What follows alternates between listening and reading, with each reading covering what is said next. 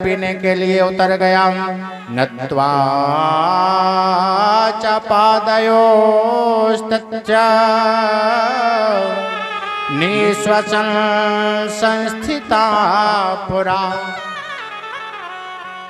मन में विचार आया, आत्मदेव मरने तो जा ही रहे हो, अरे जब मरना ही है तो जल पीने के बाद में मर जाना, प्यासे काहे को मर रहे हो। सरोवर में उतर के जल पीने लगा। जैसे ही जल पी करके बाहर निकला तो सामने एक संत का दर्शन हो गया। संत देख करके आज चरणों में गिर पड़ा। आत्मदेव ने चरणों को पकड़ लिया। संत ने पूछ दिया, प्रभु क्यों रो रहे हो? आत्मदेव ने कहा, प्रभु क्या बतलाएं। दिग्जीवतं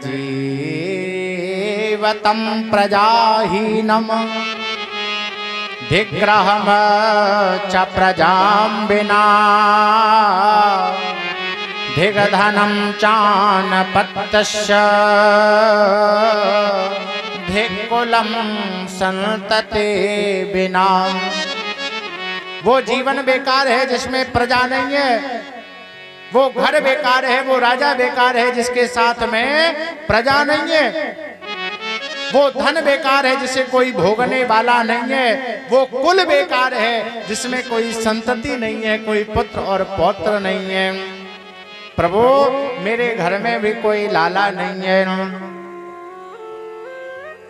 मेरा मन बड़ा व्यथित हो रहा है। ऐसा जीवन क्या जीवन है जिसमें सुत ही उत्पन्न न हो। ऐसा जीवन क्या जीवन है जिसमें सुत ही उत्पन्न न हो। ऐसा जीवन क्या जीवन है जिसमें सुत ही उत्पन्न न हो। ऐसा जीवन क्या जीवन है जिसमें सुत ही उत्पन्न न हो। वो तरुवर भी क्या तरुवर है, वो तरुवर भी क्या तरुवर है जिसमें फल ही उत्पन्न न हो। वो तरुवर भी क्या तरुवर है जिसमें फल ही उत्पन्न न हो। वो तरुवर भी क्या तरुवर है जिसमें फल ही उत्पन्न न हो। वो तरुवर भी क्या तरुवर है जिसमें फल ही उत्पन्न न हो। यत फलम मदग्रहं यातम तच्च शीघ्रम विनश्यते। ए महात्मन, इतना ही नहीं, मैं बाजार से जिस फल को घर में लेकर के आता हूँ वो फल समय आने से पहले ही समाप्त हो जाता है। महात्मा ने जैसे ही सुना, आज आत्मदेव के मस्तिष्क को देखा। मस्तिष्क में लिखा हुआ था, एक जन्म में पुत्र के लिए रो रहा है, इसके तो 7 जन्मों तक कोई पुत्र नहीं है। महात्मा ने आवाज लगाई, श्रलो विप्रम मया ते अद प्रारब्धम तो विलोकितम 7 जन्म अवधि तव पुत्रो नैव च नैव च। तू एक जन्म में पुत्र के लिए रो रहा है, तेरे घर में तो 7 जन्मों तक कोई पुत्र नहीं होगा, कोई पुत्र नहीं होगा। आत्मदेव ने सुना, सुन करके चरण पकड़ लिए, प्रभु या तो हमें पुत्र दे दो, नहीं तो तुम्हारे सामने सरोवर में डूब करके मर जाऊंगा, तुम्हें ब्रह्महत्या लग जाएगी। महात्मा ने कहा, रे आत्मदेव तुम जिद कर रहे हो, तुम पुत्र के लिए हमसे जिद कर रहे हो, लेकिन याद रखना आज तक जीवन में पुत्र से किसी को सुख नहीं मिला है। पुत्रादि सुखहीनो अयम संन्यासा शुष्क एव हि। अरे ब्राह्मण, तेरे घर में पुत्र नहीं है, कोई बात नहीं है, पुत्र के लिए बेचैन मत हो। अरे तूने सुना नहीं है, चित्रकेतुर्गता कष्टम विधिलेखम बीमार जन्म।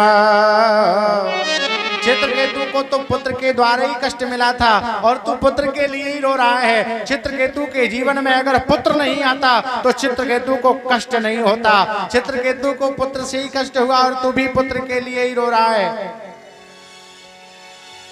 महात्मा के वचनों को सुना, ब्राह्मण ने कहा प्रभु कुछ भी हो जाए लेकिन हमें तो पुत्र ही चाहिए। चरणों को पकड़ लिया, गिड़गिड़ाने लगा तो संत दयालु था, झोली से एक फल निकाल करके ब्राह्मण को दे दिया।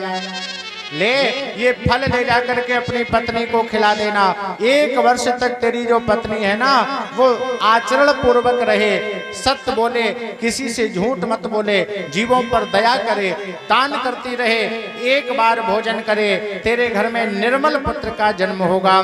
महात्मा ने दिए हुए फल को लिया और घर में ले जा करके जैसे ही पहुंचा, आज धुंधली के हाथ में फल रख दिया। स्वयं तो ये ब्राह्मण घर छोड़ करके निकल गया। जैसे घर छोड़ करके निकला, धुंधली ने फल को हाथ में लिया और लेकर के विचार करने लगे। फल बक्षे गर्भा स्याद गर्भेरुदर वृद्धिता स्वल्प भक्षम ततो शक्य ग्रह कार्यम कथम भवेत।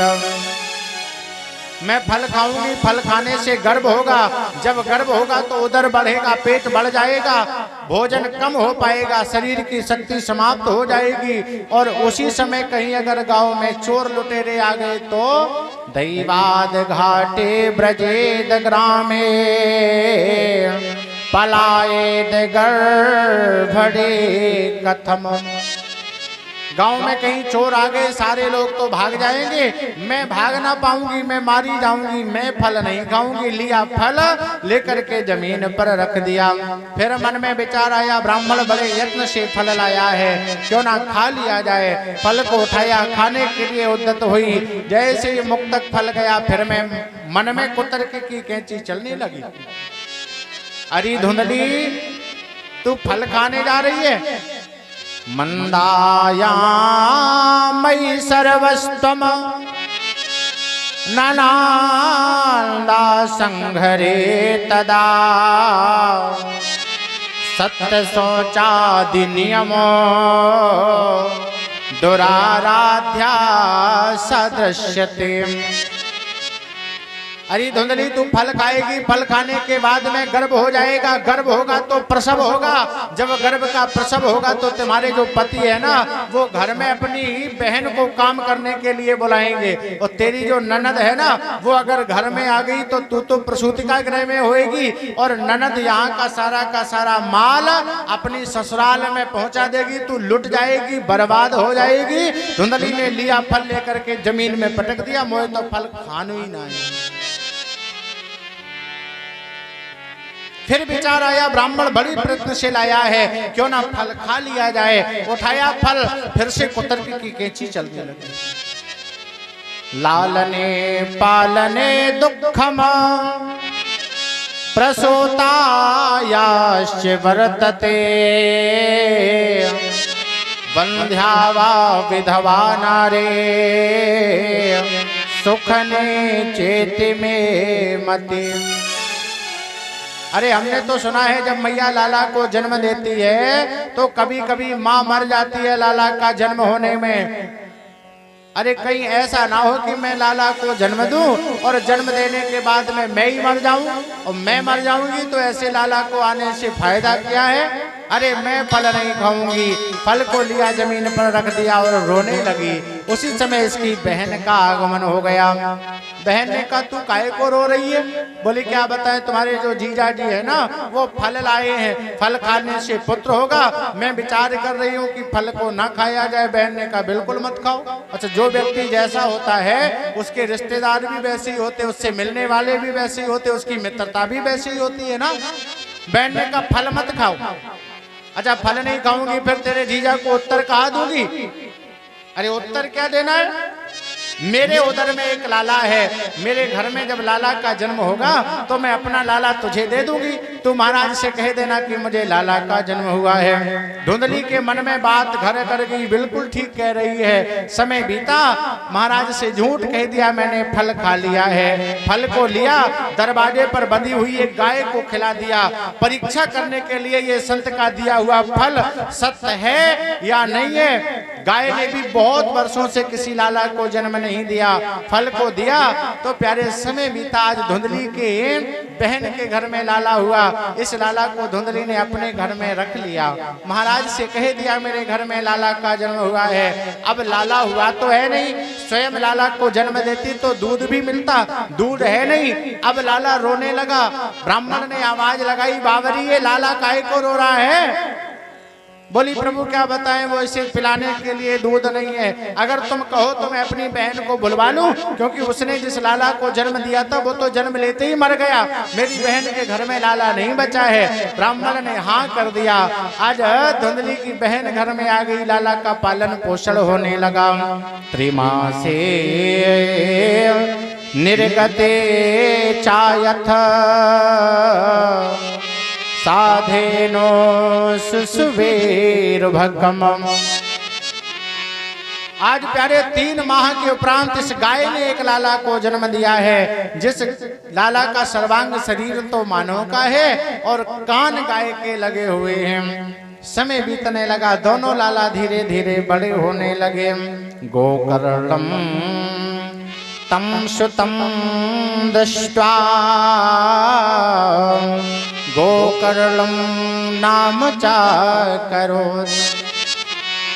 आज आत्मदेव जी ने इन लालाओं का नामकरण किया। जिस लाला को गाय ने जन्म दिया है उस लाला का नाम गोकर्ण रख दिया। धुंधली के लाला को पास में बुलाया, आत्मदेव जी नाम रखने जा रहे थे, उसी समय धुंधली ने हाथ पकड़ लिया। प्रभु ये मेरा लाला है, इसका नाम हम अपने हिसाब से ही रखेंगे।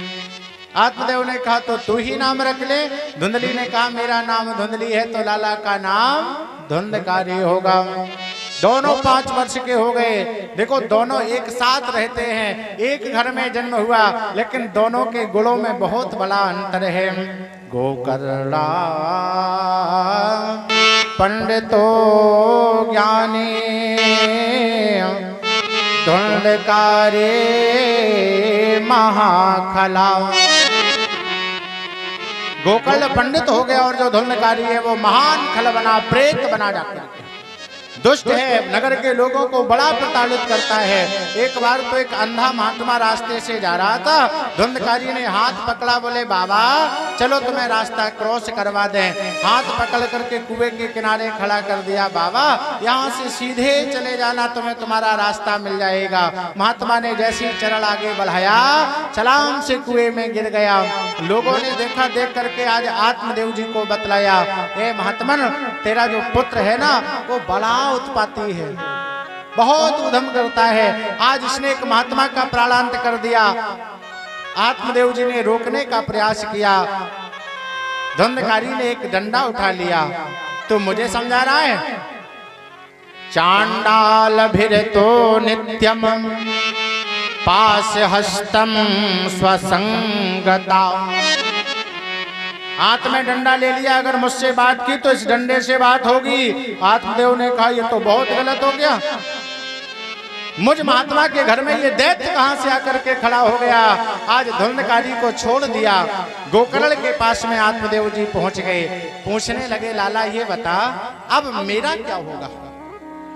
तेरा जो भैया है ये तो दुष्टात्मा है, मैं महात्मा होकर के दुष्टात्मा के साथ कैसे रहूंगा? अब तो महाराज बड़ी परेशान है। आज गोकर्ण जी ने अपने पिता को उपदेश दिया और इस उपदेश का नाम ही भागवतकार जी ने गोकर्ण गीता के नाम से लिख दिया। बहुत सुंदर उपदेश पिता को दिया है। पिताजी असारे खलो संसारो दुख रूपे विमोहता।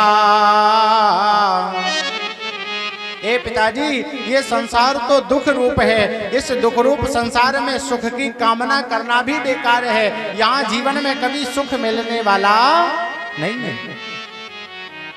अब तो तुम्हें घर छोड़ देना चाहिए, क्योंकि संत ऐसा कहते चौथापन लग जाए फिर घर में नहीं रहना चाहिए। चौथेपन जायन पे कानन नीत कहे अस सुनहु दसानन। चौथापन लगे फिर घर में नहीं रहना चाहिए। अब क्या करें? गोकर्ण जी ने कहा, बोले पिताजी घर छोड़ करके चले जाओ जंगलों में। आत्मदेव जी ने कहा, लाला चले तो जाएं, लेकिन घर में तुम्हारी माँ बैठी हुई है, तेरा भैया घर में बैठा हुआ है। गोकर्ण जी ने कहा, बोले पिताजी यहाँ कोई किसी का नहीं है। सुता कस्य धनम कस्य स्नेहवान ज्वलते निशम। अरे पिताजी यहाँ कोई किसी का नहीं है, मोह में पड़ा है प्यारे, 4 दिन का मेला है। मोह में पड़ा है प्यारे, 4 दिन का मेला है। आना भी अकेला प्यारे, जाना भी अकेला है। आना भी अकेला प्यारे, जाना भी अकेला है। आना भी अकेला प्यारे, जाना भी अकेला है।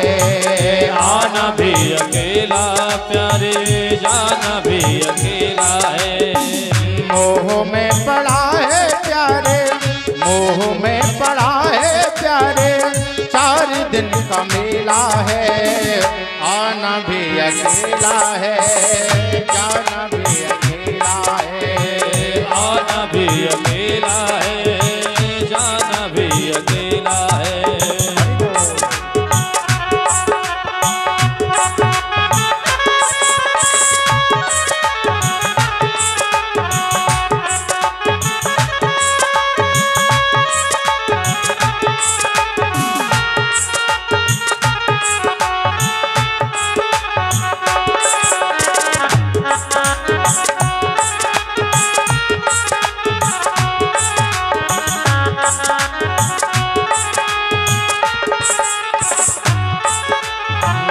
तूने जो कमाया है, तूने जो कमाया है, दूसरा ही खाएगा। तूने जो कमाया है दूसरा ही खाएगा। खाली हाथ आया बंदे, खाली हाथ जाएगा। खाली हाथ आया बंदे, खाली हाथ जाएगा। खाली हाथ आया बंदे, खाली हाथ जाएगा। खाली हाथ आया बंदे, खाली हाथ जाएगा। खाली हाथ जाएगा। खाली हाथ जाएगा। खाली हाथ जाएगा। खाली हाथ जाएगा। खाली हाथ जाएगा। बहुत सुंदर उपदेश आज पिता को दिया है गोकर्ण जी ने। असारा खलो संसारो दुख रूपे विमोहका। सुता कस्य धनम कस्य स्नेहवान ज्वलते निशम। ए पिताजी, यहाँ पर किसी का धन नहीं है। तुम कह रहे हो कि मेरी पत्नी घर में है। अच्छा, क्या ये पत्नी परीक्षित जी साथ जाने वाली है? क्यों परीक्षित जी, क्या बेटे साथ में जाएंगे? क्या घर साथ में जाएगा? कोई साथ में जाने वाला नहीं। संतों ने तो बहुत सुंदर गाया है ना, आंगन तक नाता पत्नी है और द्वारे तक नाता माता है। आंगन तक नाता पत्नी है, द्वारे तक नाता माता है। आंगन तक नाता पत्नी है तक नाता माता है। आंगन तक नाता पत्नी है, द्वारे तक नाता माता है। मरघट तक घर के सब जाते, मरघट तक घर के सब जाते, फिर हंस अकेला जाता है। मरघट तक घर के सब जाते, फिर हंस अकेला जाता है। मरघट तक घर के सब जाते, फिर हंस अकेला जाता है। मरघट तक घर के सब जाते, फिर जाता हंस अकेला है।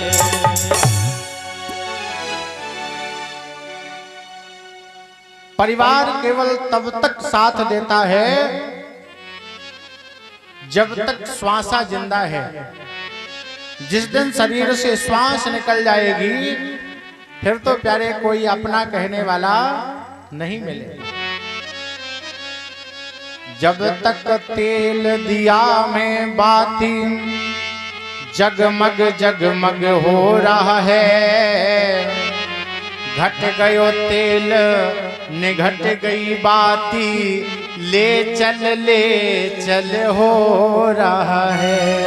मरने के बाद कोई नहीं कहता मेरे पिताजी को फ्रीजर में लगा के घर में रख दो, कहता है कोई? फिर तो यही होता, बोले ले चलो ना। गोकर्ण जी ने भी बहुत सुंदर उपदेश दिया है, पिताजी देहेस्ति मांस रुधरे अभिमतिम त्यजत्वम, जाया सुता दिशु सदा ममताम विमुंच। अरे ये जो शरीर है इससे ममत्व तो छोड़ दो, ये शरीर भी तुम्हारे साथ में जाने वाला नहीं है। पश्यान सम जगदिदम छल भंग निष्ठम, वैराग राग रस को भव भक्ति निष्ठा। इस शरीर के द्वारा भगवान का भजन करो, इस शरीर के द्वारा धर्म करो। धर्मम भजस्व सततम त्यज लोक धर्मान, सेवस्य साधु पुरुषम जय काम तृष्णाम। इस शरीर के द्वारा जितना हो सके उतना धर्म करो, क्योंकि जब हम धर्म करेंगे तो धर्म हमारी सहायता करेगा। नहीं तो होगा क्या, एक दिन चट्टान के नीचे दबाया जाएगा, सब बेरहम हो जाएंगे, तुझको जलाया जाएगा। बेटा भी घर जाएगा तो शमशान तक ही जाएगा, 2 गज कफन जो है पड़ा वो भी हटाया जाएगा। कफन भी प्यारे साथ में जाने वाला नहीं है।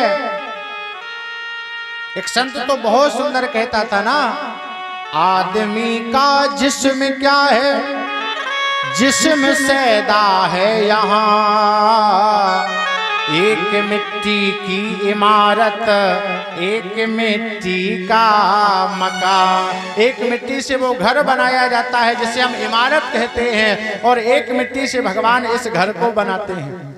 अच्छा, जिस समय परीक्षित जी जीवात्मा निकल जाती है उस समय इस शरीर को भी लोग क्या कहते हैं, बोले मिट्टी में जा रहे हैं। कहते हैं कि नहीं कहते? बोले भैया कहाँ गए थे? बोले मिट्टी में गए थे। आदमी का जिस्म क्या है, जिस्म सैदा है यहाँ, एक मिट्टी की इमारत एक मिट्टी का मकान। खून का गारा बनाया ईंट जिसमें हड्डियां, चंद श्वासों पर टिका है ये ख्याली आसियां। मौत की बेजोड़ आंधी जब इसे टकराएगी तो तेरी शाही इमारत खाक में मिल जाएगी। खाक का पुतला बना और खाक दामन चीर है। लो मेरी इनसे लगी आगे मेरी तकदीर है। हाड़ जले जो सूखी लकड़ी, केस जले जो घास रे। सब तन जलता देख कर भयो कबीर उदास रे। अच्छा, भगवान के जैसा कारीगर भूतो ना भविष्यति, आज तक ना तो हुआ है ना आगे कोई होने वाला है। 1.5 फुट की जगह में 2 पिलर लगा करके 7 मंजिल का मकान भगवान ने बना दिया। आज का कोई कारीगर बना सकता है? नहीं बना पाएगा ना। अच्छा, वो भी छोड़ दो, आज का कारीगर यदि एक नक्शे में 7 घर बनाएगा तो 7 एक जैसे लगेंगे। और भगवान ने एक ही नक्शे से सारे घर बना दिए, लेकिन कोई भी एक दूसरे से मिलता जुलता नहीं। सबसे पहले ऊपर कंप्यूटर रख दिया भगवान ने। रखा कि नहीं रखा? कंप्यूटर है। अच्छा, कोई वैज्ञानिक कंप्यूटर बनाता है तो उसकी क्षमता होती है जितनी मेमोरी डालोगे उतना ही भर पाओगे। और भगवान ने जो कंप्यूटर बनाया इसकी कोई क्षमता नहीं, कोई मेमोरी नहीं। इसकी क्षमता आपके ऊपर डिपेंड करती है, आप कितना भरना चाहते हो और क्या भरना चाहते हो। वैसे सिस्टम होता है, अगर 8 GB की मेमोरी पड़ेगी तो 8 GB ही भर पाओगे, लेकिन यहां मेमोरी से कोई लेना देना नहीं है। और थोड़े नीचे बढ़ो तो ऊर्जा अपने आप आ रही है, अपने आप जा रही है? और थोड़े नीचे बढ़ो तो पावर विंडो, अपने आप आंख खुलती है और अपने आप बंद होती है। जब कोई तिनका आंख के पास में आता है तो क्या कोई कहने आता है कि पलक बंद हो जाए? कहता है? नहीं कहता है, पलक तो अपने आप बंद हो जाती है। बस यही भगवान की कला है। और नीचे बढ़ो तो ऊर्जा अपने आप आ रही है, श्वास अपने आप आ रही है और अपने आप वापसी कार्बन डाइऑक्साइड बनकर के निकल रही है। कहने का मतलब भगवान ने सब कुछ अच्छा लगाया। अच्छा, एक भगवान ने परीक्षित जी गड़बड़ी कर दी। गड़बड़ी क्या कि चाइना की कंपनी यदि कोई उपकरण बनाती है, यदि उसने अच्छे पुर्जे लगाए हैं तो कम से कम 1 साल 6 महीने की गारंटी जरूर ले लेती है। और भगवान ने पुर्जे सब अच्छे लगाए लेकिन गारंटी 1 दिन की नहीं। एक बार भाव से कहिएगा राधे राधे। सामान सब अच्छा है लेकिन गारंटी 1 दिन की नहीं। सामान 100 बरस का लेकिन पल की खबर नहीं है। अच्छा, मानो तब तक नहीं चेतता है जब तक अंत समय नहीं आता है, और जब अंत आता है फिर रोता है, प्रभु अब क्या करें। ओ मैया बिताए दई राम नहीं जीना, ओ मैया बिताए दई राम नहीं जीना, ओ मैया बिताए दई राम नहीं जीना, ओ मैया बिताए दई राम नहीं जीना, यो मैया बिताए दई राम नहीं जीना, राम नहीं जीना, राम नहीं जीना, राम नहीं जीना, राम नहीं जीना, राम नहीं जीना, राम नहीं जीना, राम नहीं जीना, राम नहीं जीना, ओ मैया बिताए दई राम नहीं जीना, यो मैया बिताए दई राम नहीं जीना, ओ मैया बिताए दई राम नहीं जीना, यो मैया बिताए दई राम नहीं जीना। श्री राधे।